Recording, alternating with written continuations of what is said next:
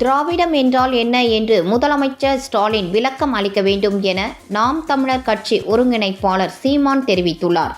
சேலத்தில் செய்தியாளர்களிடம் பேசிய அவர், இணையம் வளர்ந்துவிட்ட காலத்தில் மீனவர் பிரச்சினைக்கு இன்றும் முதலமைச்சர் கடிதம் எழுதி கொண்டிருக்கிறார். தமிழர் அல்லாதோர் தமிழ்நாட்டை ஆள்வதற்கும் பாதுகாப்பாக வாழ்வதற்கும் கொண்டுவரப்பட்டதே திராவிடம் என்றார். தமிழ்நாட்டு மக்கள் அரசியல் தெளிவு பெற்று வாக்களிக்காதவரை திராவிட கதைகளை சொல்லிக்கொண்டுதான் இருப்பார்கள். தமிழ்நாட்டில் இளம் தலைமுறையினர் அரசியல் தெளிவு பெற்று வருகின்றனர் என்று அவர் அப்போது கூறினார். தமிழர்களின் அடையாளங்களை மறைச்சாதான் அது திராவிடர்கள், இந்தியர்கள் அவர்களுடைய அடையாளத்தை நிறுவி இது ஒரு போர் தான். அவனுக்கு அடையாளம் தெரியாம அழிச்சிடணும். குஜராத்தில் ஒரு மீனவனை பாகிஸ்தான் ராணுவம், கடற்படை ராணுவம் கைது பண்ணிடுச்சு.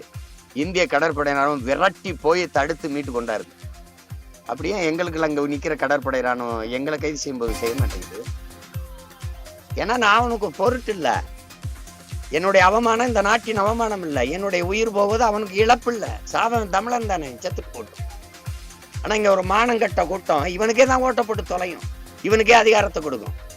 இப்ப கடிதம் எழுதிக்கிட்டு இருக்காரு நம்முடைய முதலமைச்சர் ஐயா. கடிதம் எத்தனை காலத்துக்கு தம்பி இந்த நாடகத்தை போடுவீங்க? நாங்களும் அதே பழைய நாடகம் வேற வழி இல்லாம அதையே பார்த்து கைதட்டிட்டு விசில் அடிச்சுக்கிட்டே உட்காந்து கேடுகட்ட நாடகம் தம்பி. கச்சத்தீவை அவர்கிட்ட பேசி எடுங்க கேட்டா நான் கடிதம் எழுதுனல்ல, வேற என்ன செய்ய முடியும்? இது தம்பி நீங்க முதலமைச்சரா போஸ்ட் மாஸ்டரா தம்பி? அஞ்சல் துறை தலைவரா நீங்க?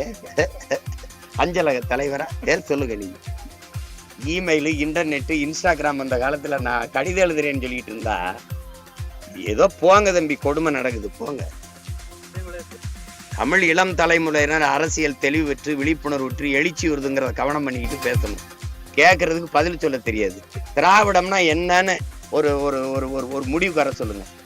தமிழர் அல்லாதவர் வாழ்வதற்கும் ஆள்வதற்கும் வசதியாக கொண்டு வரப்பட்ட ஒன்று திராவிடம். தமிழர் அல்லாதோர் இங்கே பாதுகாப்பாக வாழ்வதற்கும் ஆள்வதற்குமாக கொண்டு வரப்பட்ட ஒன்று திராவிடம்.